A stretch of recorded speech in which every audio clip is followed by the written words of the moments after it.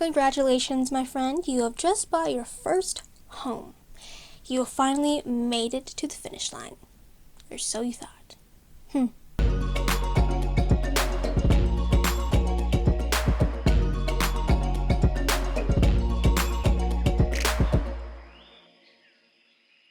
Hi friends, welcome back or welcome to my YouTube channel. It's the Union here, realtor with eXp Realty here in Drumheller, Alberta, Canada, aka, yes, you know it, dinosaur capital of the world. And on today's episode of Keeping It Real Estate, we are talking about my 10 top home buying tips.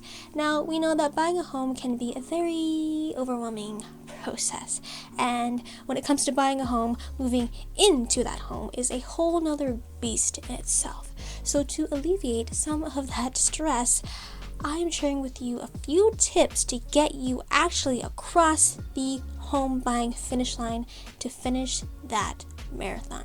Now, if you want a timelined checklist of my moving process, that is in my home buyer's guide, which you can download for free in the description box below, so check that out. Now, before we get into the video, if you haven't already, please subscribe, hit that notification bell, and follow me on Instagram at Loden Living for more real estate content just like this. Let's get into the video. Starting with number 1, declutter. Now, way before the big move, you want to go through your home, go through your closets, your garage, your storage rooms, and just really filter out everything that you do not need. So ask yourself, can I donate this? Can I give it away to family or friends? Can I sell this, or can I just throw it out? The best part of really buying a home and moving into a new place is that you get to have a new beginning, a fresh start. So you want to leave and get rid of all the things that you do not need so you can have a nice organized home on this side. Do you get what I mean? Yeah. Number 2, same size boxes.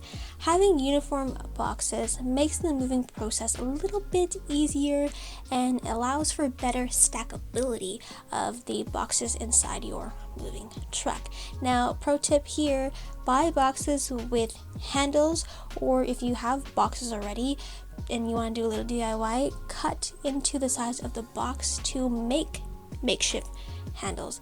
This will make it a lot easier to move these boxes and prevent any unnecessary slips that could happen. Number 3, avoid big boxes.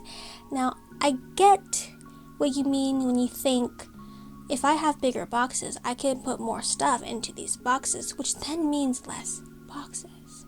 Well, yes, that's true, but remember that stuff gets heavy really quick, and this isn't exactly very safe for you or for your back, you know? No. It's much easier to have smaller size boxes. Yes, you can pack them in, but it just makes it easier for transportation. But by all means, go ahead, get those big boxes, but just consider putting lighter items in these boxes. So pillows, blankets, possibly clothes, winter jackets, things like that. So if anything, big boxes, light stuff, small boxes, heavier stuff. Yeah. Number 4, mark your boxes. So we all know that you should label your boxes, but you really want to be specific with these boxes because they will probably all look the same to you when you move them, and you'll have no idea what anything is or where it needs to go. So label your boxes by room and be very specific as to what it is, and make sure you star certain things so that you know that this is a priority box and that should be opened first. Number 5, plan your meals. So prior to moving, say 2 weeks out, you want to plan your meals so that you can use up all of your perishable foods, and anything that is not eaten, consider putting in a cooler. But keep in mind that it takes 24 hours to defrost your entire fridge, and if this fridge is supposed to stay with the property, you want to make sure you do that way beforehand and you're not scrambling to clean it out on the day of. Number 6, use newspaper as packing paper. Now, you can buy packing paper, but if you have old newspaper or leftover documents that you don't need, use that as packing paper, or to add some cushion into your boxes. Use that paper to protect your dishware, your cutlery, things like that. So use what you have already. Number 7, this one is an important one. Pack a suitcase with essentials. Now, the moving process can be a little crazy because you are literally uprooting your entire life and moving to a completely different location. So you want to have a suitcase or carry-on with all your essential items. So this can be, a change of clothes, a toothbrush, toiletries, toilet paper. That's important. Maybe a blanket, jacket, socks, shoes, that kind of ideas, just so you have things that you need, that you know you need, that are readily at your disposal. Number 8, don't pack on moving day. Now, don't be that guy or girl.